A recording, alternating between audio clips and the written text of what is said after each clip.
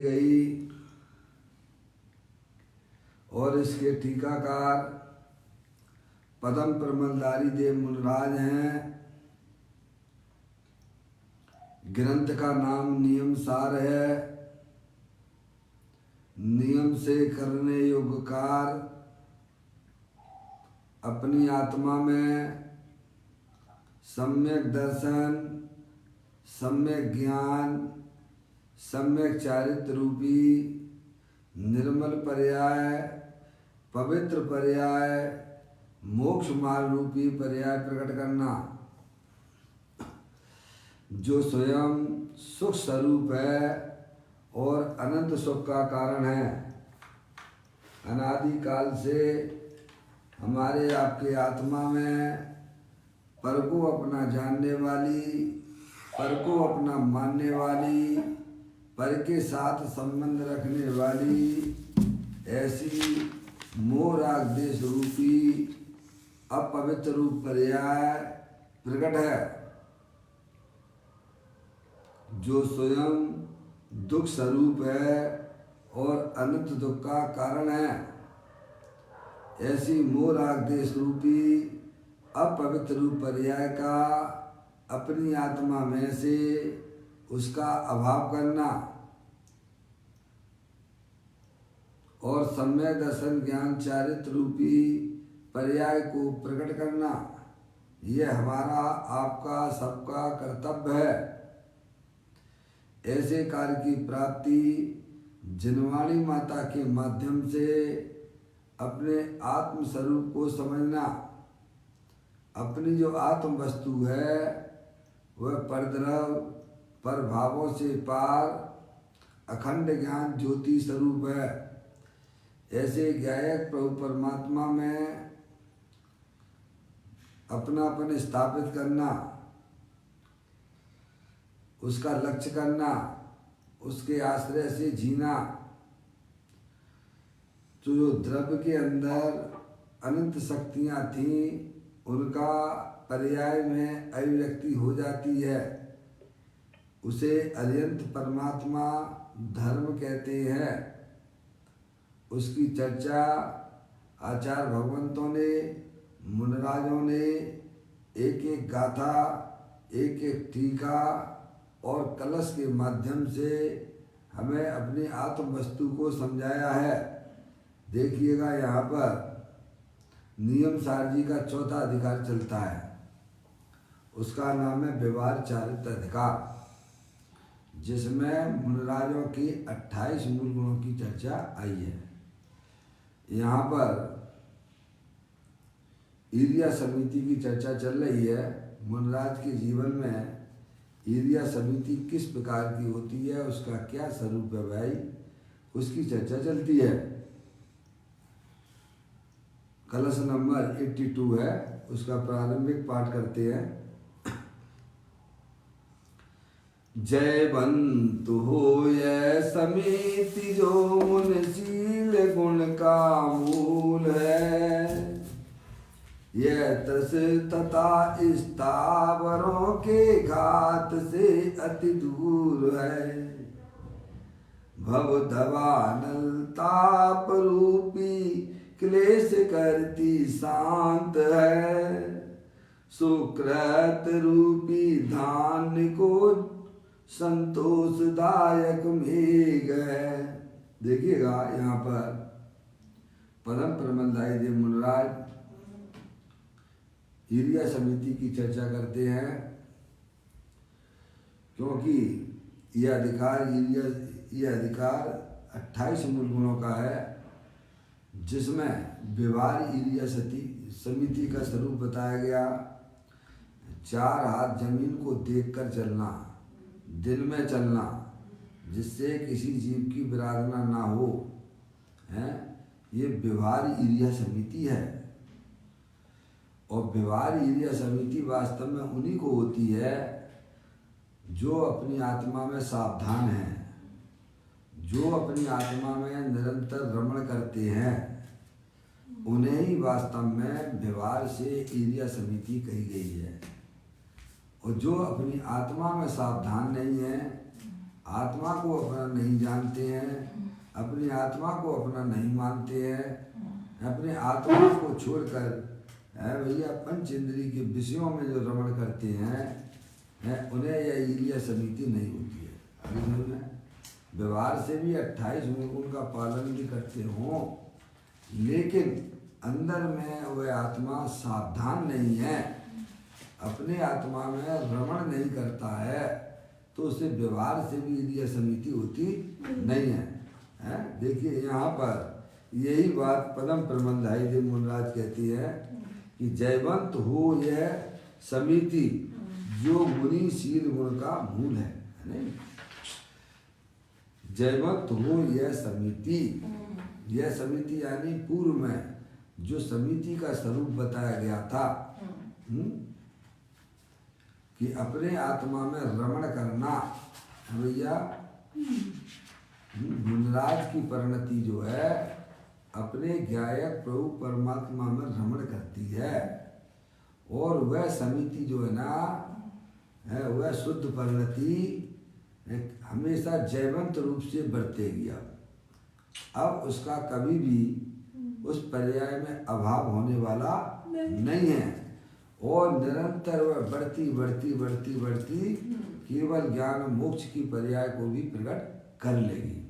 आया भैया, इसीलिए उसकी कभी भी हार होने वाली नहीं है। तो मुनराज कहते हैं यह जो समिति है वह अब जयवंत रूप से बरतती है। देखो अपना त्रिकालीन ध्रुव भगवान आत्मा है, वह तो अनादि अनंत जयवंत है ही, और जो ऐसे भगवान आत्मा की संगति करते हैं भैया, है भैया, उसे अपना जानते हैं, अपना मानते हैं, उसमें ही अपनी पर्याय को मग्न करते हैं ना भैया, वह परिणति भी, शुद्ध परिणति भी जयवंत हो जाती है। और कैसी है यह समिति? तो कहते हैं त्रस तथा स्थावरों के घात से अति दूर है। समझे आप? मुनराज के जीवन में त्रस और स्थावर को मारने का परिणाम उनकी पर्याय से दूर बढ़ता है। समझे आप? जो पाप रूप परिणाम है किसी जीव को सताना, किसी जीव को मारना, है भैया, ऐसा परिणाम मुनराजों की परिणति में नहीं हुआ करता है। उनसे यह समिति जो है शुद्ध परिणति दूर बरतती है भैया। फिर कहते हैं भव दवानल ताप रूपी क्लेश करती शांत है भैया। और यह समिति कैसी होती है भैया? तो कहते हैं भव दवानल ताप रूपी क्लेश करती शांत है। 4 गति 84 लाख योनियों में परिभ्रमण करने वाले है जो मोराग देश के परिणाम है, जो दुख रूप है, दुख का कारण है, ऐसे दुख रूप परिणामों को, संसार को बढ़ाने वाले परिणामों को वह शांत कर देती है। समझ में आया भैया? ऐसा मुनराज का जीवन हुआ करता है। दिन रात आत्मा का चिंतन, मृदु संभाषण में वही कथन है। उनकी पर्याय में शांति की धारा चल रही है भैया। समस्त अज्ञानी जीव की पर्याय में भव दवानल क्लेश रूपी धारा चल रही है। समझ में आया भैया?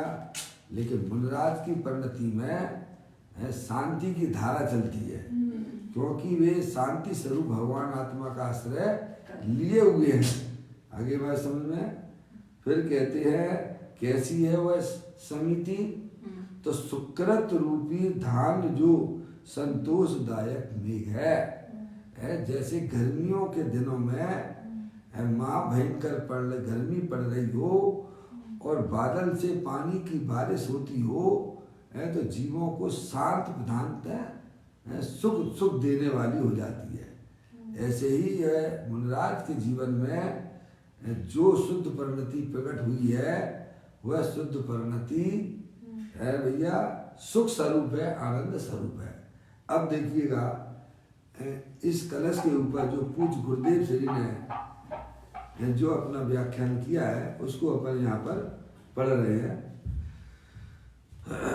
देखें पेज नंबर पेज नंबर देखना, लीजिए बुक जिरवाणी में देना, निशान लगा रहता है।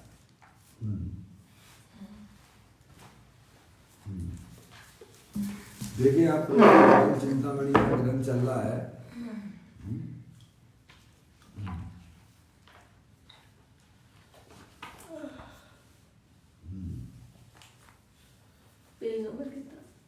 पेज नंबर देखें 76 देखिए, 76 प्रोफेसर रतन चिंतामणि का है। पूज्य गुरुदेव श्री ने मुनराज की कलश पर जो व्याख्यान यहाँ किया है उसको अपन अभी हम पढ़ते हैं। यहाँ कहते हैं, अंतिम पैराग्राफ देखिए, यहाँ कहते हैं समिति मुनियों को शील का मूल है। शील यानी चारित्र है भैया, मुनियों को शील का मूल है। शील अर्थात चारित्र, स्वरूप की रमणता, चारित्र अर्थात चलना, रमना, स्थिर होना। समझ में आया भैया? पूर्णानंद के नाथ भगवान आत्मा में रमना, आत्मा राम में लीन हो, उसे चारित्र कहते हैं। क्या चारित्र किसे कहते हैं भैया? अपना जो भगवान आत्मा तीनों काल ज्ञान दर्शन आदि अनंत गुणों का भंडार है, उसे किसी ने बनाया नहीं है। ऐसे ज्ञायक प्रभु परमात्मा में अपनी पर्याय को रमण कराना है भैया। देखो आपके पास में, सबके पास में है, द्रव्य स्वभाव सबके पास में है ही भैया, सब आत्मा है ही है। और पर्याय भी है हमारे आपके पास, सबके पास है, क्योंकि पर्याय के बिना द्रव्य नहीं होता, द्रव्य बिना पर्याय के नहीं होता है। अगली बात समझ में भैया? अब हम और आप क्या कर रहे हैं और मुनराज क्या करते हैं, इसको थोड़ा समझने की बात है। समझ में आया भैया? क्या मुनराज भी आत्मा है, सिद्ध की सामर्थ्य वाले हैं, के भंडार वाले हैं, उनकी आत्मा और हमारी आत्मा और सिद्ध परमात्मा की आत्मा सब एक जैसी है। समझ में आया भैया? देवी चेतनेश्वर है सिद्ध परमात्मा, हरियत परमात्मा भी सिद्ध चेतनेश्वर आत्मा है, मुनराज भी आत्मा है, सभी जीव है अखंड ज्ञान ज्योति स्वरूप है, अनंत शक्तियों के भंडार वाले है। और पर्याय भी है, सबके पास पर्याय है। पर्याय के बिना द्रव्य होता नहीं, द्रव्य बिना पर्याय के होता नहीं है। अब मुनराज क्या करते हैं? मुनराज जो चैतन्य स्वरूपी भगवान आत्मा है, जो सिद्ध की सामर्थ्य वाली है, यानी वस्तु, ऐसे ज्ञायक प्रभु परमात्मा में अपनी पर्याय को रमण कराते हैं। क्या कराते हैं भैया? और वैसे ही भगवान आत्मा हम भी हैं, आप भी हैं, सब लोग हैं भैया। लेकिन हमारी परिणति में क्या हो रहा है? हमारी पर्याय कहाँ रमण कर रही है पापा? दोनों में डिफरेंस तो समझ में आना चाहिए। अगर जिसको डिफरेंस समझ में आ जाता है तो उसे काम दिख जाता है, और जैसे अंतर ही नहीं दिखता है तो वो क्या खाक पुरुषार्थ करेगा? पापा लाइन पर है?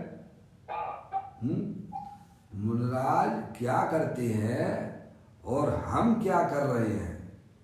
क्या मुनराज के पास में भी वह चैतन्य स्वरूपी भगवान आत्मा सिद्धि की सामर्थ्य वाला है या नहीं? है। और हमारे पास में है या नहीं? है। अरे बोलो, जब तक बोलोगे नहीं भाई तब तक कुछ समझ में नहीं आएगा। समझ में आया भैया? है कि हकार करोगे तो पर्याय की हालत बदल जाएगी, ऐसा पूज्य गुरुदेव श्री कहते हैं। क्या? जो अपने अस्तित्व को स्वीकार नहीं करता है उसकी पर्याय में दुख की पर्याय चलती है। समझ में आया भैया? जो अपने अस्तित्व को स्वीकार करता है उसकी पर्याय की हालत बदल जाती है। समझ में आया? उसकी पर्याय में मोक्ष मार्ग की पर्याय प्रारंभ हो जाती है। मम्मी इतना सा ये गणित है, अजय भैया, इतना सा गणित है संसार मार्ग का और मोक्ष मार्ग का। बहुत बढ़िया, बहुत मोटे मोटे ग्रंथ हमने पढ़ लिए भैया है, लेकिन इतनी बात हमें समझ में नहीं आई है। मुनराज के पास में और हमारे पास में कोई अंतर नहीं है। उनके पास में भी अनंत शक्तियों का भंडार वाला भगवान आत्मा है और हमारे पास में भी है या नहीं है, राइट है। और मुनराज के पास में भी पर्याय है और हमारे पास में है। डॉक्टर साहब, है या नहीं है? द्रव और पर्याय जिसे समझ में नहीं आती उसे जैन दर्शन बिल्कुल समझ में नहीं आएगा। या चाहे कितना बड़ा क्रिया कांड करे है, अणुव्रत महाव्रत को पालन करे, लेकिन जिसे द्रव और पर्याय समझ में नहीं आती है, अनंत काल हो गया भैया, इतना पाठ समझ में नहीं आया। जो समझ में नहीं आया वही तो समझना है ना। पापा, पर्याय है कि नहीं अपने पास में? द्रव है कि नहीं है? है। मुनराज के पास में द्रव है कि नहीं है? है। पर्याय है कि नहीं है? है। समझ में आया?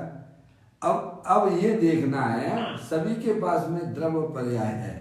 पर्याय के बिना द्रव नहीं होता, द्रव बिना पर्याय के होता ही नहीं है। अनादि अनंत विश्व व्यवस्था है क्या भैया? अब हमें ये देखना है कि मुनराज की पर्याय क्या करती है और हमारी पर्याय क्या कर रही है। बोलो, देखना कि नहीं देखना? देखना। इस बात को समझना कि नहीं समझना? समझना। मम्मी, मौसी, मौसी, थोड़ा आवाज आ जाए तो मुझे भी जरा अच्छा लगता है ना। हाँ, है तो मैं थोड़ा रुक जाता हूँ, क्योंकि अगर जब आप ही नहीं समझो तो हम जाकर दीवारों को समझाएंगे क्या? समझ में आए कि नहीं? अब हमें अंतर देखना मौसी, बस क्या द्रव और पर्याय मुनराजों के पास में भी है और हमारे पास में भी है क्या भैया? और जिसको ये बात समझ में नहीं आती है उसे इन बातों को समझना चाहिए कि द्रव क्या होती है, पर्याय क्या होती है भैया? देखो, अगर सुखी होना भैया, सुखी होने का तो प्रयत्न प्रत्येक जीव कर ही रहा है, पंच इंद्रिय के विषयों की तरफ भाग ही रहा है भैया, लेकिन उससे तेरा पर्याय में होने वाले दुख कभी मिट नहीं सकते हैं, क्योंकि आपने गलत दिशा को चुन लिया है। समझ में आया भैया? तो मुनराज की पर्याय क्या करती है और अपनी पर्याय क्या कर रही है, इस बात का थोड़ा सा आप चिंतन कीजिए, विचार कीजिए, और जो अंतर हमारे और मुनराज की पर्याय में है उसे दूर करने का प्रयत्न करना चाहिए क्या भैया? ख्याल में आई? तो मुनराज की पर्याय व चैतन्य स्वरूपी भगवान आत्मा में निरंतर रमण करती है भैया? क्या करती है? अपने चैतन्य। अरे, खेलने का स्थान अगर कोई दुनिया में है तो वह तेरा चेतनेश्वर भगवान आत्मा है, जो सिद्ध की सामर्थ्य वाला है। उसके साथ मुनराज की पर्याय खेला करती है भैया। और हमारी पर्याय क्या कर रही है भैया? अरे बोलो। हमारी पर्याय पंचेंद्री के विषयों में खेलने में लगी हुई है, स्पर्श इंद्री के साथ खेलती है, रसना इंद्री के साथ खेल रही है, मजा मौज मार रही है। पर भैया उसका फल तो पर्याय में दुख है। और मुनराज की पर्याय अपने चैतन्य गुफा, बोलते नहीं आप? चैतन्य गुफा में मुनुवर बसते, अनंत गुणों में केली करते, यानी समझ में आया भैया? ऐसा ही चेतनेश्वर भगवान आत्मा हमारे आप सबके पास में है। परम बैरमुखी होकर अपनी पर्याय को निरंतर निरंतर उधर ही लगाया करते हैं। हमारा निरंतर संसार बढ़ रहा है भाई। अरे तेरे पास कमी क्या है? ऐसा चेतनेश्वर भगवान आत्मा जो सिद्धि की सामर्थ्य वाला है भैया। तो यहाँ यह कहते हैं, अब अपन को काम भी दिखना चाहिए कि क्या हमको करना चाहिए और हम क्या कर रहे हैं। ये अनादिकाल से ऐसे ही उल्टा काम चल रहा है। अब देखो यहाँ कहते हैं समिति का अर्थ किया जा रहा है। समिति यानी मुनियों के शील का मूल है भैया। शील यानी चारित्र, शील का अर्थ किया चारित्र। स्वरूप की रमणता आ गया ना, स्वरूप में रमण करना है भैया। चारित्र था चरना, रमना, स्थिर होना। पूर्णानंद के नाथ भगवान आत्मा में रमना है भैया। आत्मा आत्मा राम में लीन हो उसे चारित्र कहते हैं भैया। कोई बढ़िया चीज मिल जाए भैया तो आप हम कैसे खाते हो है भैया? कोई बढ़िया चीज मिल जाए, अरे भाई कोई देखे नहीं है भैया, किसी की नजर ना लग जाए है भैया। समझ में आए कि नहीं आई? ये हमारी अंदर की भावना हुआ करती है। ऐसे ही मुनराज को वह चीज मिल गई है, निरंतर अपने दुनिया जाए भाड़ में और ज्ञानानंद खाओ आड़ में। समझ में आया भैया? हमें बढ़िया चीज लगी नहीं है इसीलिए भिखारियों की तरह घूम रहे भैया। मुनराज को इन दुनियादारी से कोई लेना देना नहीं है। ऐसा चेतनेश्वर भगवान आत्मा दे देवल में विराजमान ऐसे गायक प्रभु परमात्मा के साथ जो खेलते हैं उनका जीवन सफल हो गया भाई। कहते हैं आत्मा राम में लीन हो उसे चारित्र कहते हैं। दूसरे प्रकार से कहे तो पूर्णानंद स्वरूप में चरना, उसका अनुभव करना चारित्र है। क्या है? ऐसे भगवान आत्मा का अनुभवन करना है भैया। अनुभव उसे चारित्र कहा गया, उसका अनुभव करना चारित्र है। जैसे पंडित जी साहब ने भी है, बनारसी दास जी ने भी लिया है। अनुभव चिंता मणि रतन, अनुभव है रसकू, अनुभव मार्ग मोक्ष नो, अनुभव मोक्ष स्वरूप है भैया। जड़ का अनुभव करना ये आत्मा के लिए अच्छी बात नहीं है। मैं मनुष्य हूँ, मैं स्त्री हूँ, ऐसी जड़ानुभूति छोड़ दो। तुम तो चेतनेश्वर भगवान आत्मा हो, अनंत शक्तियों के भंडार वाले हो भाई। ऐसा अनुभवन करना भैया। मैं रागी हूँ, मैं द्वेषी हूँ, मैं मोही हूँ, अरे भूल जा, तू तो चेतनेश्वर भगवान आत्मा है। क्या भैया? ऐसे अपने चैतन्य स्वरूपी भगवान आत्मा का स्वसंवेदन करना है, उसको यह चारित्र कहते हैं। उसका अनुभवन करना चारित्र है। जैसे पशु घास चरता है ना, इसी प्रकार पूर्णानंद स्वरूप भगवान आत्मा के आनंद को चरना, अनुभव करने का नाम चारित्र है भैया। जो कि मुक्ति का कारण है, उस चारित्र का मूल यह समिति है। समझ में आए? काय की चर्चा चल रही है भैया? 28 मूल गुण है ना। 28 मूल गुण अपन कहाँ देखते हैं? कहाँ देखते हैं? शरीर में देखते हैं। कहाँ देखते हैं? शरीर की क्रिया में देखते हैं। देखो मुनराज है ना, देखो चल रहे हैं ना, देख देख के चलते हैं, उसका नाम चारित्र है। समझ गए नहीं यार? कहाँ देखते हैं चारित्र को? 28 मूलों को कहाँ देखते हैं? क्रियाओं में देखते हैं। लेकिन मुनराज क्या कह रहे हैं? पदम प्रमद ढाई देव मुनराज कह रहे हैं भैया, उनकी बात हमको अच्छी नहीं लगती है क्या है भैया? वे कहते हैं अपनी आत्मा में रमण करने का नाम चारित्र है, समिति है, ईर्ष्या समिति है।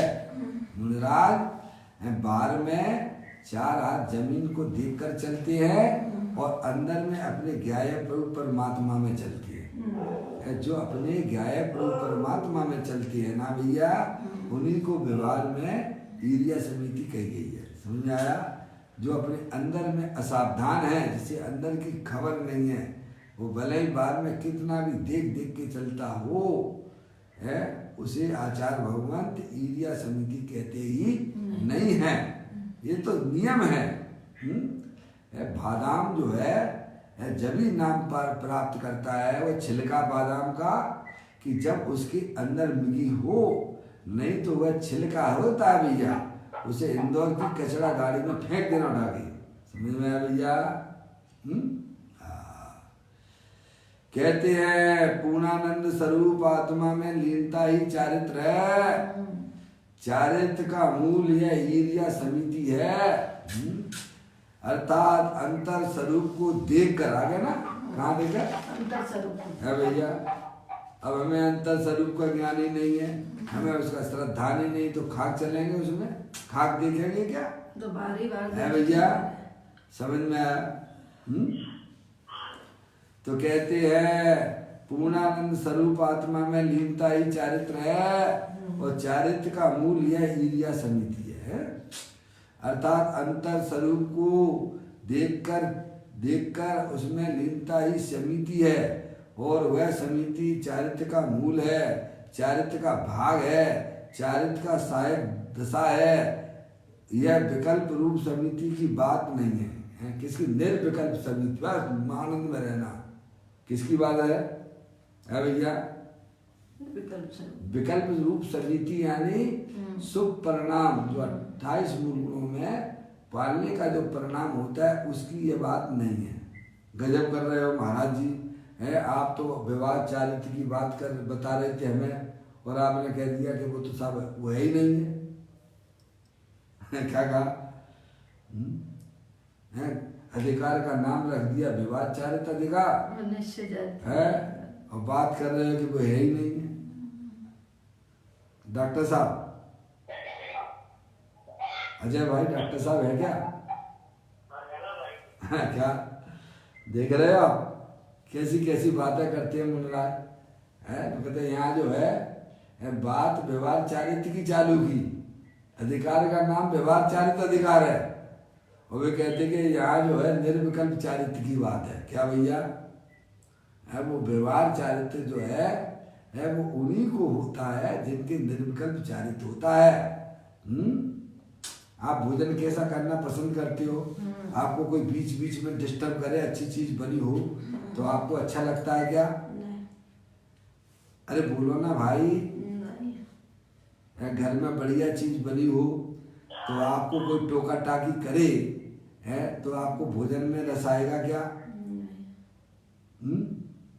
अरे पंचेंद्री का कोई भी विषय हो है, वह जीव है, किसी का हस्तक्षेप उसमें नहीं चाहिए, उसे निर्विकल्प रूप से उसे भोगना चाहता है।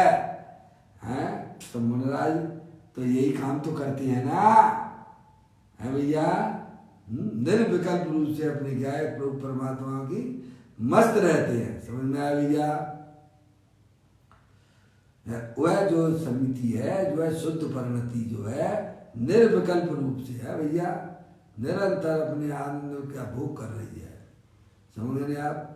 उसमें बिल्कुल भी राग की जरूरत नहीं है। तो कहते हैं यह विकल्प रूप समिति की बात यहाँ नहीं है। क्या कहा? समझे? 28 मूल गुण का जो स्वभाव रूप परिणाम होता है उसकी यहाँ बात नहीं है। देखो, समिति मुनियों के शील का मूल है।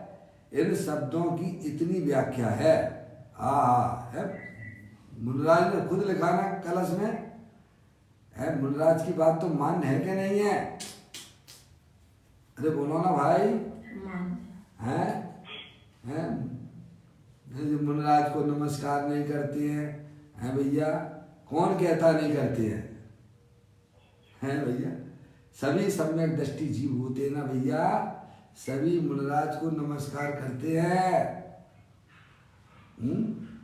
नमस्कार यानी क्या? अंतरोन्मुखी अपने ज्ञायक प्रभु परमात्मा का दर्शन करना, इसका नाम नमस्कार है। और वह अनंत अनंत परमात्मा का नमस्कार कहलाता है। वह अनंत मुनराजों को नमस्कार होता है। समझ में आया अजय भैया? है अपने ज्ञायक प्रभु परमात्मा का दर्शन करने का नाम ही अनंत परमात्मा का दर्शन है भैया? हम तो कहते हैं तुमने अपनी पर्याय को अंतर्मुख नहीं किया, तुम भले ही भगवान के सामने गीत गा रहे हो है भैया, खूब शरीर से जो है लेट गए हो, तो अभी तुम भगवान के दर्शन नहीं करते हो। ये अरिहंत भगवान कहते हैं।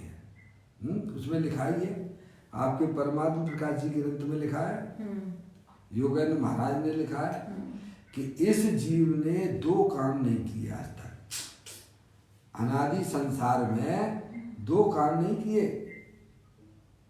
एक तो अरिहंत भगवान का दर्शन नहीं किया, और दूसरा जो है इसने आत्मानुभूति नहीं की। क्या भैया? सम्यक दर्शन की प्राप्ति नहीं की। समझ में आए? भले ही आपने भव में पूजन कीनी, दान सुपातन दीना है, समूह सरल में अरिहंत परमात्मा की है भैया, कैसी हीरे जवाहरात से है उनकी खूब पूजा की, तो अभी वे कहती है तुमने आज तक अरिहंत भगवान के दर्शन नहीं किए। क्योंकि अरिहंत भगवान के दर्शन करने के लिए है अपने आप को भगवान समझना पड़ेगा पहले। क्या भैया? मेरी जो चैतन्य वस्तु है वह परद्रव्य प्रभावों से भिन्न है और अपने ज्ञानादि अनंत गुणों सहित तीनों काल विद्यमान वस्तु है। ऐसा अंतरोन्मुखी उपयोग के द्वारा जब यह जीव स्वीकार करता है तब उसे अरिहंत परमात्मा के भी दर्शन होते हैं भैया, सिद्ध परमात्मा के भी दर्शन हो जाते हैं और मुनराजों के भी दर्शन होते हैं। समझ आए भैया? स्वानुभव में देख लो, आत्मा स्वयं भगवान है। देखिए आप, समिति मुनियों के शील का मूल है? इन शब्दों की इतनी व्याख्या है जो अपन पढ़ रहे हैं, मुनराज ने लिखी है। यह कोई कथा नहीं, शब्द से तुरंत ही पूरा पड़ जाए। समझ में आया भैया? ये किसी की कथा वार्ता नहीं चल रही है यहाँ पर, अपने भगवान आत्मा की कथा चल रही है। समझ में आए? जो शब्दों से पूरा हो जाए। अपन बोलते हैं, भजन में आता ही है, कैसे करूं गुणगान प्रभु जी तेरो, कैसे करूं गुणगान, सारी पृथ्वी कागज बनाऊं, समुद्र जल की स्याही लाऊं, तो भी ना हो तेरा बखान, प्रभु जी तेरो कैसे करूं गुणगान। समझ में आया भैया? ये भगवान आत्मा की कथा है, इसे शब्दों से पूरा किया जा सके ऐसी चर्चा नहीं है ये। जिस दिव्य ध्वनि भी जिसकी चर्चा करते करते थक जाती है, उसकी चर्चा चल रही है। समझ में आया भैया? सर्वाक सिद्धि के देव दिन रात 24 घंटे जिसकी चर्चा करते हैं तो भी कभी पूरी होती नहीं है, ये उसकी चर्चा की जा रही है। समझ में आएगी भैया? यहाँ कहते हैं यह कोई कथा नहीं कि शब्दों से तुरंत ही पूरा पड़ जाए। समझ में आई? अतः बात पूर्ण हो जाए, यह तो मूल मुद्दे की बात चलती है। क्या कहा? जिसको हम अनादिकाल से भूले हुए भैया, उसकी चर्चा है ये। अब कहते हैं भगवान आत्मा के पूर्णानंद स्वरूप को अंदर में देखना, जानना और उसमें स्थिर होना, यह कोई कम बात है क्या? है ये काम करो ना भैया। नरभव मिला है मैं अपूर्व कार्य करूंगा, पाया है जिन शासन भव का अभाव करूंगा। है क्या भैया? क्या काम करना है, काम ये क्यों नहीं दिखता है? अरे अपने आत्मा की पर्याय में जो गंदगी इकट्ठी हो गई है उसे साफ करना कि नहीं करना? करना। है भैया, कुत्ता भी होता है तो कम से कम सफाई की जगह जाके बैठता है। हम जो घर साफ करते हैं अपना भैया, गंदगी नहीं होना चाहिए घर में। कपड़ा साफ करते हो भैया, अच्छा कपड़ा होना चाहिए। तो हमारी आत्मा की पर्याय में गंदगी अच्छी लगती है क्या? उसकी सफाई करना कि नहीं करना है? डॉक्टर साहब, अनंत काल हो चुका है, पर्याय में गंदगी इकट्ठी करते करते भैया बैर मुख होते होते वह सफाई होती है अंतरोन्मुखी उपयोग के द्वारा। अब क्या करें, हमारी दशा तो ऐसी हो गई है भैया। व्यवहार है, व्यवहार को व्यवहार तरीके से ही रहने दो भैया। ज़्यादा बोलना नहीं, ज़्यादा परिचय करना नहीं। ज़्यादा परिचय करोगे तो ज़्यादा बोलना भी पड़ेगा। और आत्मा को पर्याय में सफाई करने के लिए भैया थोड़ा उसका चिंतन चाहिए कि नहीं चाहिए? चाहिए है, सम्यक चिंतन चाहिए है। जब तक सम्यक चिंतन हमारी पर्याय में नहीं चलता है तो पर्याय में होने वाली जो गंदगी है ना वो कभी दूर नहीं होगी। अब हमें अपने लिए टाइम ही नहीं है, 24 घंटा दूसरे की चौपरसी करते रहते हैं, दूसरों के लिए टाइम देते हो। अरे भैया ये बताओ, अपने घर में अपनी स्त्री है, अपने बच्चे हैं, उनके लिए टाइम नहीं देंगे तो उनकी हालत कैसी हो जाएगी भैया? बोलिए, आप सोचिए बात। ऐसे ही अपना भगवान आत्मा सिद्धि की सामर्थ्य वाला है भैया, हम उसके लिए समय ही नहीं दे रहे हैं तो बंजर हो गया है पर्याय में। ऐसा परमात्मा प्रकाश जी में लिखा हुआ है। अज्ञानियों की है पर्याय जो आत्मा जो है बंजर जैसी हो गई है।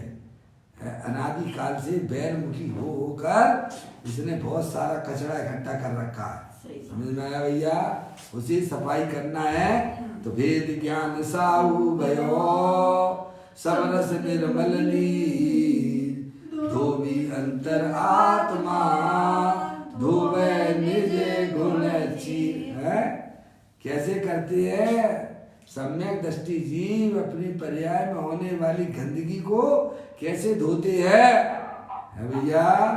अंतरोन्मुखी उपयोग के द्वारा जो पर्याय में मोह राग देश की उत्पत्ति होती है उसे वे निरंतर धोया करते हैं।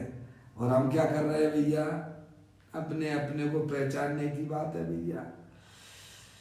कहते हैं भगवान आत्मा के पूर्णानंद स्वरूप को अंदर में देखना, जानना, उसमें स्थिर होना, यह कोई कम बात है क्या? है अभी हमें पुरुषार्थ ही नहीं लगता है।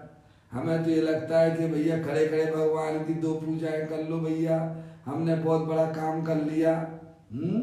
बाहर में भैया महाव्रत धारण कर लिया तो मेरा तो कल्याण हो ही जाएगा। मूर्ख हो तुम। समझ में आया भैया? ये तेरा काम नहीं है। तू चेतनेश्वर भगवान आत्मा है, उसमें चरण करना, उसकी गंदगी पर्याय में जो हो रही है ना उसको साफ करना। अरे भगवान के दर्शन करने का मतलब ही यही है। आप पाठ में अवश्य बोलते हो पर उन शब्दों का विचार नहीं करते हो। परिणामों की स्वच्छता के निमित्त जिन बिन इसीलिए मैं निरखता इनमें निज प्रतिदिन। बोलो, बोलते कि नहीं बोलते? सुबह जाके भगवान का प्रक्षाल करते हो भैया, है उसका मतलब क्या था?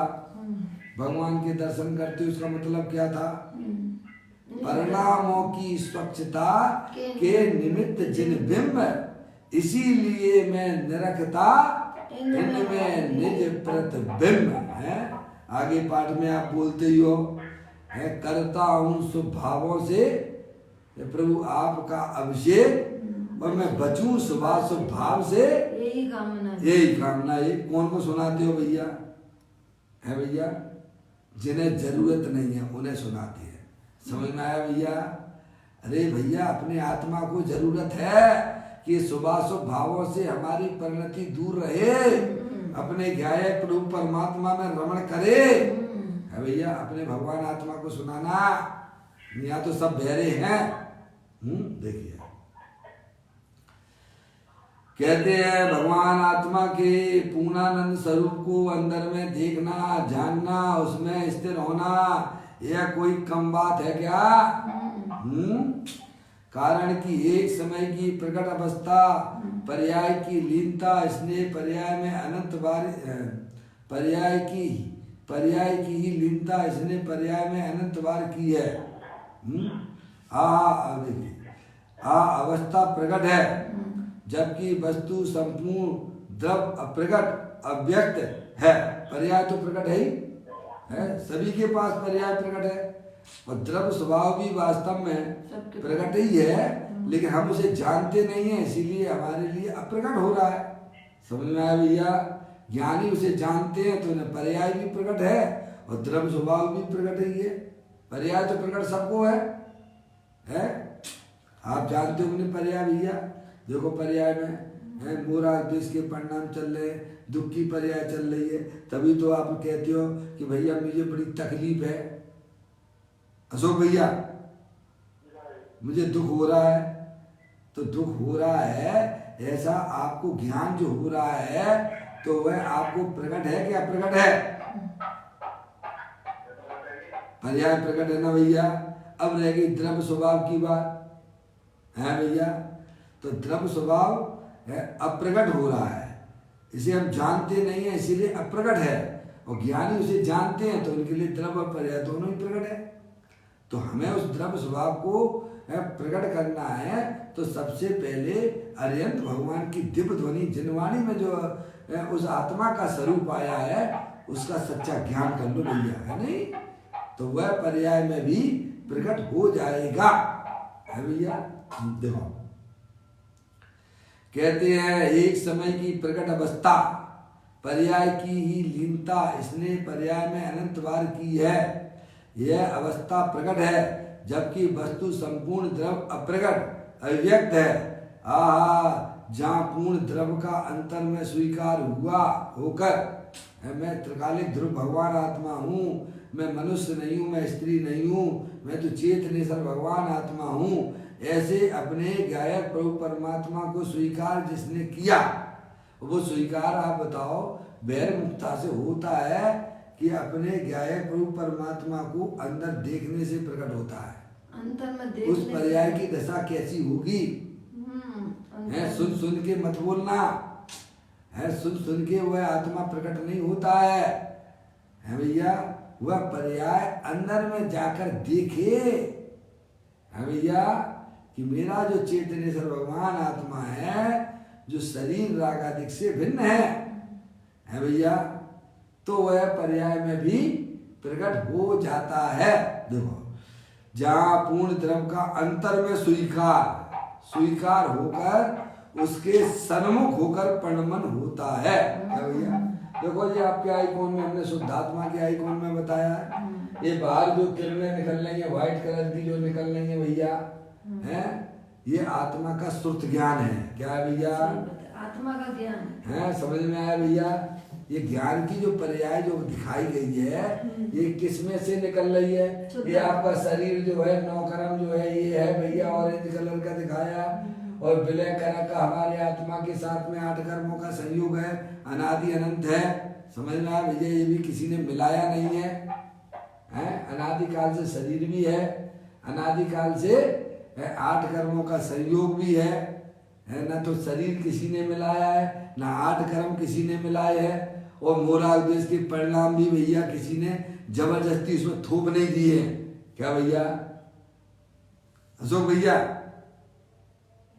हाँ ये शरीर किसी ने मिलाया नहीं है, ये 8 कर्म भी किसी ने मिलाए नहीं है, हाँ ये मोरा उद्देश्य के परिणाम भी किसी ने आत्मा के ऊपर जबरदस्ती थोपे नहीं है।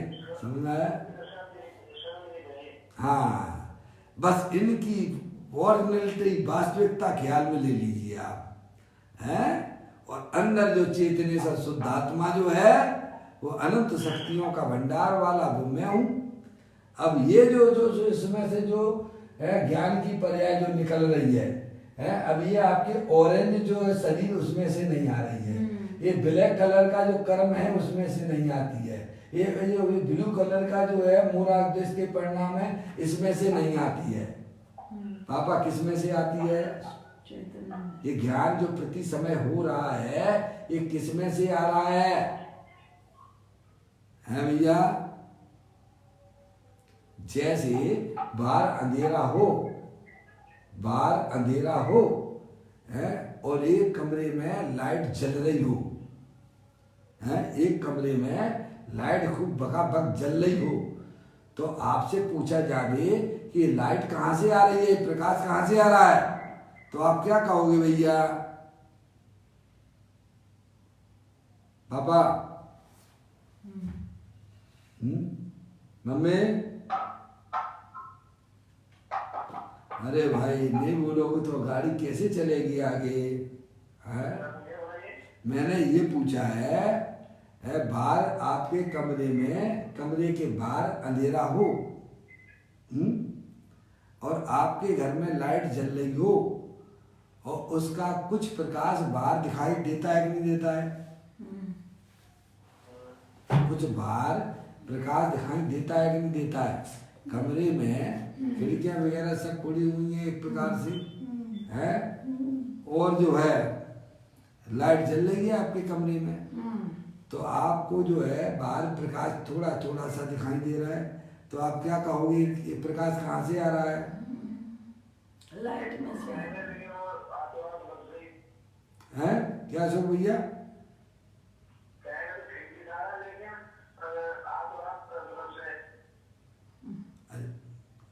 आ रहा है ना, खिड़की में से ही आ रहा है, कमरे के प्रकाश में से ही आ रहा है ना, कमरे में तो लबालब प्रकाश भरा हुआ है ना।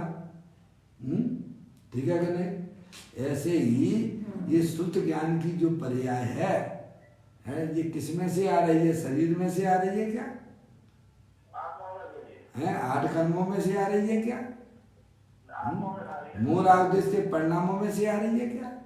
अरे चेत ये जो अंदर लबालब ज्ञान का भंडार पड़ा हुआ है ना भैया, उसमें से ये चैतन्य प्रकाश झलक रहा है भैया। आगे समझ में भैया? कब से ये चालू है भैया? अनादि से। और कब तक चालू रहेगा अशोक भैया? अनंत काल। अरे हाँ प्रभु, हाँ बहुत सुंदर बात। थोड़ा थोड़ा भटक जाते हैं ना अपन, अनादिकाल से कुसंस्कार है ना भैया, है अजय भैया? हाँ, ये प्रकाश, ये ज्ञान का प्रकाश कहाँ से आ रहा है? अरे जहाँ भरा पड़ा हुआ है वहां से आ रहा है ये, और कब तक आता रहेगा? अनंत काल तक ये चलता ही रहेगा। ऐसी विश्व में किसी के पास ऐसी शक्ति नहीं बनी है जो उस प्रकाश को नष्ट कर सके। एक सूर्य इस गगन में चमक दमक उद्योग, और एक सूर्य इस तन विषय प्रकट ज्ञान की ज्योत। गगन सूर्य तो दिवस में करता जड़ उद्योग, और चेतन सूरज निस दिवस करे ज्ञान की ज्योत। है भैया? ऐसा अपना चैतन्य सर्व भगवान आत्मा दे देवल में विराजमान है। इसीलिए तो पंडित जी को जो है ना, क्या नाम है उनका, भैया वो है ना, उनने अपने गुरु से पूछा कि भगवान कहाँ मिलेंगे? कौन थे वो? क्षुल्लक धर्मदास जी। क्या भैया? धर्मदास जी क्षुल्लक ने अपने गुरु से पूछा है, तो उन्होंने जो है बोले कि वहाँ चले जाओ ऊपर, वहाँ मिलेंगे भगवान। कहाँ? संबे शिखर जी पे ऊपर में बैठे भगवान, चले जा दर्शन तो करे। तो वे जो है 12 साल तक चक्कर लगाते रहे और बाद में कहती हैं कि प्रभु हमें तो भगवान के दर्शन नहीं हुए, आप तो कह रहे हैं कि भगवान ऊपर हैं। उसने कहा तुम अंधे हो क्या? अरे अंधे हो क्या? है, जानने वाले को नहीं जानते हो क्या? अरे वही तो भगवान है ना। ओहो गुरुजी आपने पहले क्यों नहीं बताया है भैया? तो ये 12 साल तो हमारे बेकार नहीं जाते अशोक भैया। अशोक भैया हैं, हम आपके यहाँ रुड़की में आए थे है, अब पता नहीं कौन कह रहा था, मुझे पता नहीं है अशोक भैया। ऊपर जो नया जनालय बनाना, आपका नया जनालय मंदिर बनाए ना है, उसके बाद में वहीं पर उसी हॉल में खड़ा हुआ था, तो उसमें 4-5 भाई खड़े हुए थे।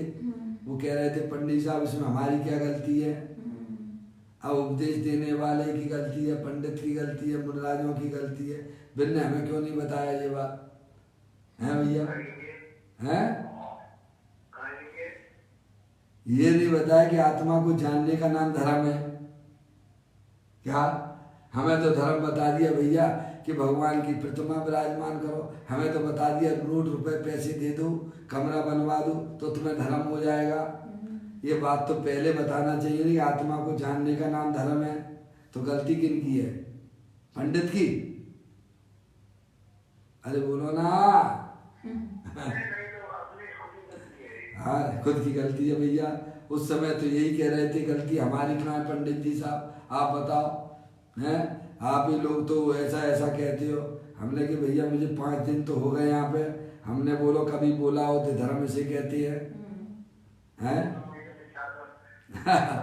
है ऐसे ही जो है धर्मदास जी शुल्लक अपने गुरु से पूछते हैं कि भगवान कहाँ मिलेंगे? मैंने चले जाओ सम्मेल शिखर जी पे मिलेंगे, वहाँ चले जाओ। मैं 12 साल तक चक्कर लगा, मैंने भगवान नहीं मिले। और फिर आके कहते हैं गुरुदेव मुझे तो भगवान मिले ही नहीं है। तो मैंने कि तू अंधा है क्या? जानने वाले को नहीं जानता है क्या? ओहो गुरु जी आपने पहले क्यों नहीं बताया ये बात? तो कम से कम हमारे 12 साल तो बेकार नहीं जाते ना है भैया। यहाँ यह कहते हैं जबकि वस्तु संपूर्ण द्रव अप्रगट अव्यक्त है, जहाँ पूर्ण द्रव का अंतर में स्वीकार हुआ, बैर मुक्ता छोड़ के अंतरोन्मुखी उपयोग के द्वारा जब ये आत्मा देखता है तो आत्मा स्वयं भगवान है, उसे भगवान बनना नहीं है। शक्ति की अपेक्षा से प्रत्येक द्रव भगवान ही है। पूर्ण द्रव का अंतर में स्वीकार होकर उसके सन्मुख होकर पणमन होता है, वहाँ ईर्ष्या समिति होती है, वहाँ ईर्ष्या समिति होती है। जब तक वर्तमान ज्ञान की पर्याय अंतरोन्मुखी नहीं होती है तब तक ईर्ष्या समिति का जन्म भी नहीं होता है। क्या कह रहे भैया? अशोक भैया है, जब तक ज्ञान की पर्याय बैर मुक्ता छोड़े नहीं तब तक ईर्ष्या समिति का जन्म नहीं होता है। भैया ऐसी कला अपने ज्ञान की पर्याय में प्रकट करो जो बैर मुक्ता छोड़ दे और अपने गायक प्रभु परमात्मा की तरफ बढ़ जावे, उसका आश्रय ले ले। ये काम हमें काम क्यों नहीं लगता है भैया? कहते हैं उसके सन्मुख होकर पणमन होता है, वहाँ ईर्ष्या समिति है और उस समिति ने जाना कि आत्मा ऐसा है भैया। भगवान आत्मा भगवान हो, तुम भगवान हो। अरे भाई तो बैर मुक्ता छोड़ोगे है, उसको देखोगे अंदर तभी तो समझ में आएगा ना।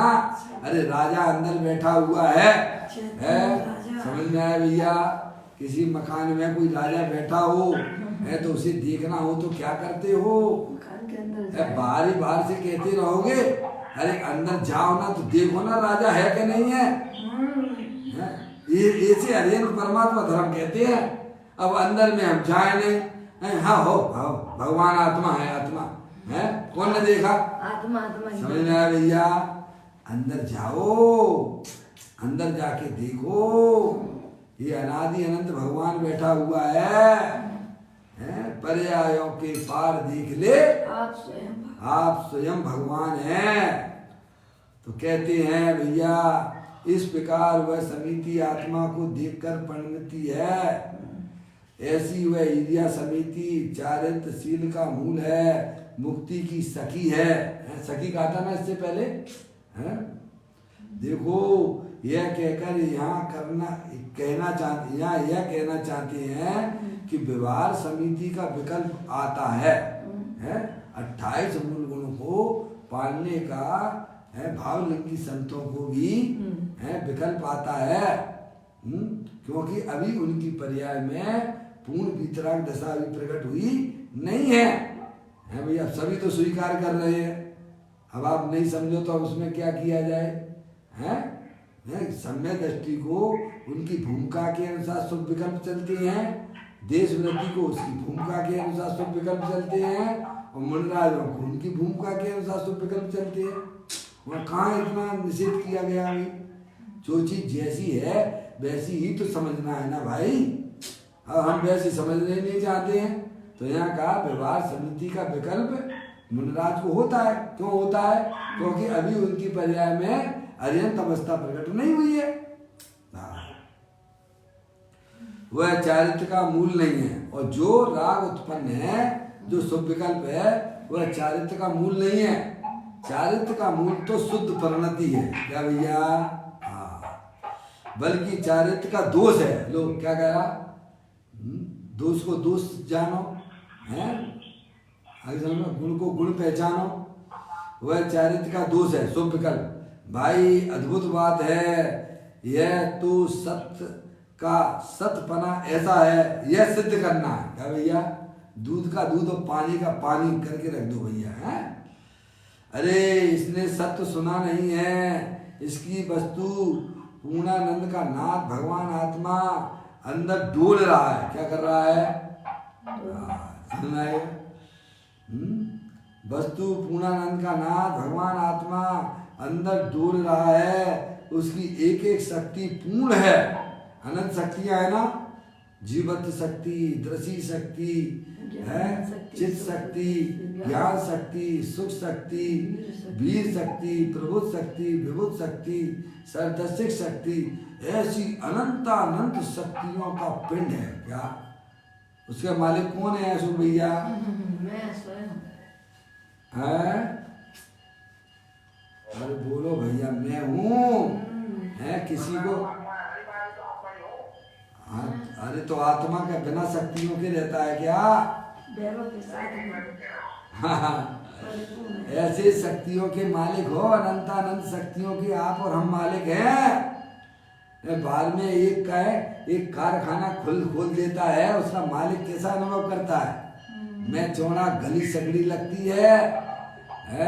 एक कोयले की भी खदान हो ना, उसको वह अपने आप को मालिक समझता है ना, तो सड़क पे कैसे चलता है? और जिसे ये खबर हो गई है कि मैं तो अनंत शक्तियों का मालिक हूँ, तो उसकी पर्याय की हालत कैसी होती होगी? कभी एक समय विचार तो करो भाई, है? सिद्धि रिद्धि वृद्धि दी के घट में प्रकट सदा, अंतर के लक्ष्य समाजाची लक्ष्य पति है, दास भगवंत के उदास रहे जगत सो, ऐसे सुखिया सदैव समिति है। कैसे होते हैं? सम्य दृष्टि जीव सिद्धि रिद्धि वृद्धि दी के घट में प्रकट सदा, ऐसी अनंत शक्तियों का मालिक हूँ मैं, है भैया। और पावर बना घूम रहा है, स्पर्श इंद्री की तरह भागा करता है कि इसको स्पर्श कर लूँ भैया, है भैया। बढ़िया बढ़िया व्यंजन कोई निमंत्रण दे देना भैया, घर पे कुछ बनाना नहीं पड़े ना, तो बोलता हुआ जाके खा के बोलता है आज के आनंद की जय, है? पर्याय में आनंद आया नहीं, वो आनंद की जय बोल दी वो लोग, है भैया। पंच इंद्री के गुलामियों को पंच इंद्री के विषयों में सुख दिखता है, यानी कहते हैं भी हमारे सुख से रहित है। सुख स्वरूप अगर कोई वस्तु है तो मेरा वह चेतनेश्वर भगवान आत्मा है। सुख शांत रस से लबालब है, ज्ञान सागर आत्मा, बेभ्रम की चादर हटा, सर्वांग पर घट आत्मा। हे बाबू जन इस लोक के सब एक साथ नहाइए, इसे ही अपनाइए, इसमें ही मग्न हो जाइए। आचार्य भगवान तो ये कहते हैं, मुनिराज तो ये कहते हैं कि प्रत्येक आत्मा सुख शांति का भंडार है, और इसे अपने जीवन में अपनाने लायक है। कहते हैं इसने सत्य सुना नहीं है, इसकी वस्तु पूर्णानंद का नाथ भगवान आत्मा अंदर डोल रहा है, अंदर से आवाजें आ रही हैं। चेतो चेतन निज में आओ, अंतरात्मा बुला रही है, जग में तेरा कोई नहीं है, तू तो ज्ञानानंद सही है, एक बार अपने में आ जा, अपनी खबर क्यों बुला दई है। मोह में तंदन जन है कुछ नहीं मेरे, मोह उदय में कहता है मेरे। असो भैया ऐसा अपना चेतनेश्वर भगवान आत्मा भैया, ये मोह के उदय में स्त्री मेरी है, दुकान मेरा है, रुपया पैसा मेरा है, ये सब मोह में बह रहे हैं भैया। अपना तो एक चेतनेश्वर भगवान आत्मा है, मैं एक शुद्ध सदा रूपी ज्ञान द्रग हूँ यथार्थ से, कुछ अन्न वो मेरा नहीं परमाणु मात्र रे। ऐसा ज्ञानी हमें समझाती है भैया, उसकी एक एक शक्ति पूर्ण है, ऐसी अनंत शक्तियों की सामर्थ्य वाला वह एक पूर्ण तत्व है। इसीलिए उसके सन्मुख होकर, उसका आश्रय करके, उसका अवलंबन लेके, उसका स्वीकार करना, अनादि से यह पर्याय राग के सन्मुख था। क्या कसायों में झूले रहा था, किसमें? मेरी इच्छा के अनुसार काम करो, मेरी इच्छा के अनुसार जहाँ काम नहीं होता है तो रूठ जाता है। क्या हो जाता है? क्या हो जाता है? ये किसकी संगति कर रही है? ये अंदर में कसाई की संगति कर रही है भैया। वो चीज तेरी नहीं है, वो कर्म की उदय जनित अवस्था है। शरीर की संगति में लगी भई है तो क्या जड़ होना है तेरे को? है भैया, ये तो मेहरबानी वस्तु स्वरूप की है। तू 24 घंटा अपने को जड़ानुभूति जैसा अनुभव करता है, ये वस्तु स्वरूप की ही कृपा है कि वह कभी जड़ होता नहीं है, पर तूने कोई कमी नहीं छोड़ी है। समझ में आया? इसीलिए जीव निगोद में चला जाता है। उसका ज्ञान इतना हीन हो जाता है क्या भैया? जड़ की संगति करने से ज्ञान की पर्याय में भी जड़ होने की पूरी व्यवस्था हो गई है। अरे मैं तो चेतनेश्वर भगवान आत्मा हूँ, मैं रागी नहीं हूँ, मैं द्वेषी नहीं हूँ, मैं मनुष्य नहीं हूँ, मैं स्त्री नहीं हूँ, मैं तो अखंड ज्ञान ज्योति स्वरूप भगवान आत्मा हूँ। अरे उसकी संगति करोगे तो पर्याय में केवल ज्ञान दौड़े दौड़े आएगा। अच्छे लोगों की संगति करो, पावरफुल वालों की शक्ति है, पावरफुल वालों की संगति करो, जो दे देवल में विराजमान भगवान आत्मा, जो अनंत शक्तियों की वैभव वाला है। कहते हैं उसका आश्रय, उसके सन्मुख होकर उसका आश्रय करके, उसका अवलंबन लेके, उसका स्वीकार करना, अनादि से यह पर्याय और राग के सन्मुख था, इस कारण स्वभाव से विमुख था, परंतु अब उस पर्याय और राग से विमुखपना करके समझ रहा है कहाँ से अपने उपयोग को फेरना है भैया। ये जो कर्म कृत जो वस्तु है, शरीर रागादिक परिणति पर पदार्थ, उनसे विमुख हो जाओ और अपने आत्मा के सन्मुख हो जाओ भैया। ये उपदेश है, ये आदेश है अरे परमात्मा का। समझ रहा भैया? जो चीज तुम्हारी नहीं है उधर देखने से क्या मतलब है भैया? और जो अपनी है उस पर ध्यान दो ना भैया। कहते ने आज हमारो उपयोग पलटो, चैतन्य चैतन्य भास गयो रे, प्रभु थारा ही रंग मार रंग गयो रे। है भैया, बोलते हो कि नहीं बोलते हो? मत दूसरे को नहीं सुनाना है, अपने आत्मा को समझने की बात है। कहते हैं उस पर्याय और राग से विमुख पना करके त्रिकाली स्वभाव का सन्मुख पना किया तो उसे त्रिकाली वस्तु का स्वीकार हुआ है भैया। कब होता है स्वीकार? है मछली बहुत मीठी है, मीठी है, मीठी है, मीठी है, गीत गाते रहना है, मुंह मीठा हो जाएगा क्या है भैया? मछली तुम्हारे डाइनिंग टेबल पर रखी हो और उसके खूब गीत गाते रहना, तो क्या हमें मीठे का स्वाद आएगा क्या? है भैया। ऐसे भगवान आत्मा आनंद स्वरूप है, ज्ञान स्वरूप है भगवान आत्मा की भैया। है भैया, पहले महिमा की जाती है, उसका निषेध नहीं है, समझ में आया भैया? विषय भोगों की भावना दूर हो जाती होने लगती है और भगवान आत्मा की पहले चर्चा चलती है। पहले शादी के पहले कोई भजन वजन गीत करते हैं कि नहीं करते हैं? शादी तो बाद में होती है ना प्रभु, लेकिन कह रहे हैं कि मात्र गीत ही मत गाते रहना, वो गीत भी शादी करने के लिए थे।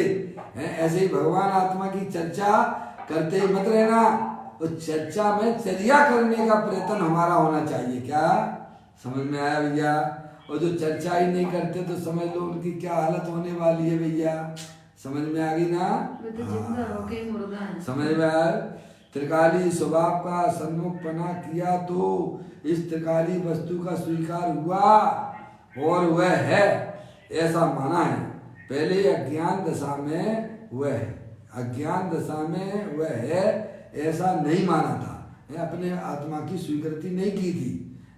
इसीलिए छेड़ालाकार ने प्रारंभ में यही कहा है, मोह महामद पियो अनादि से भूल आपको भरमत बात। सिद्ध की सामर्थ्य वाला भगवान आत्मा दे देवल में विराजमान है, उसको भूलने से ही चार गतियां ये मिलती हैं। समझ में आया भैया? क्योंकि ऐसा भगवान आत्मा है, यह कब माना कहलाए जबकि यह ज्ञेय ऐसा पूर्ण है, इस प्रकार उसके ज्ञान में ज्ञेय रूप से ज्ञात हो है कि तब यह है। क्या कब हो है? समझे? जब हमारी ज्ञान की पर्याय अपने ज्ञायक प्रभु परमात्मा को अंतरोन्मुखी उपयोग के द्वारा स्वीकृत करती है, तब उसके लिए है कहा जाता है। ऐसे आत्मा की मान्यता होती है, इसके अतिरिक्त आत्मा है ऐसे शब्दों से बोलने मात्र से आत्मा की मान्यता नहीं होती। समझ में आया भैया? स्वाद तो आपको जब ही आएगा ना, है भैया? गीत गाने से नहीं आएगा, केवल गीत गाते रहो, है उसका सेवन ना करो तो हमें उसका स्वाद आता नहीं है।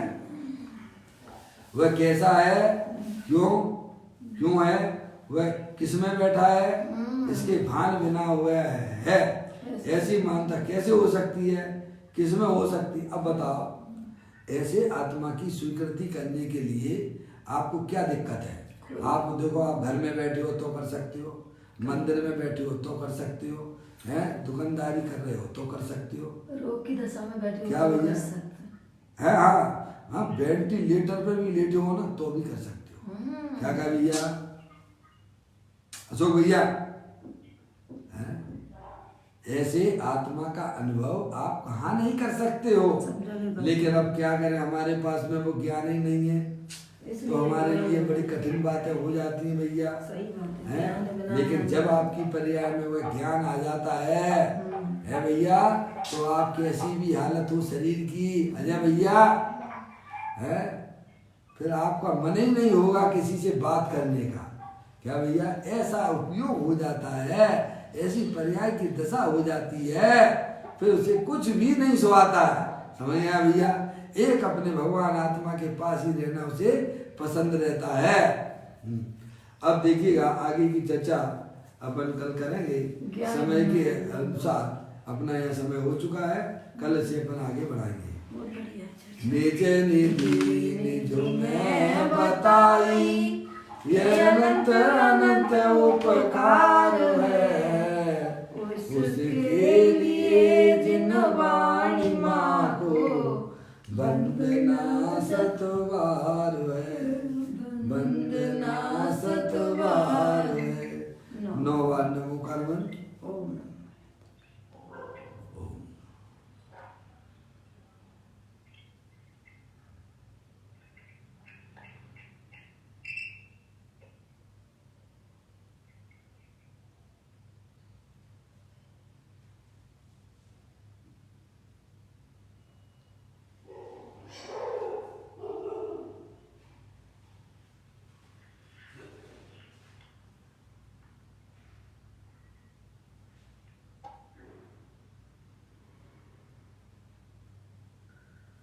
बोलो द्वादशांग जनवाणी माता की जय।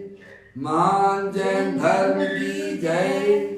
सभी साधर्मी आत्मार्थी बंधुओं को सादर जय जिनेन्द्र भैया। जय जिनेन्द्र, जय जिनेन्द्र, जय जिनेन्द्र।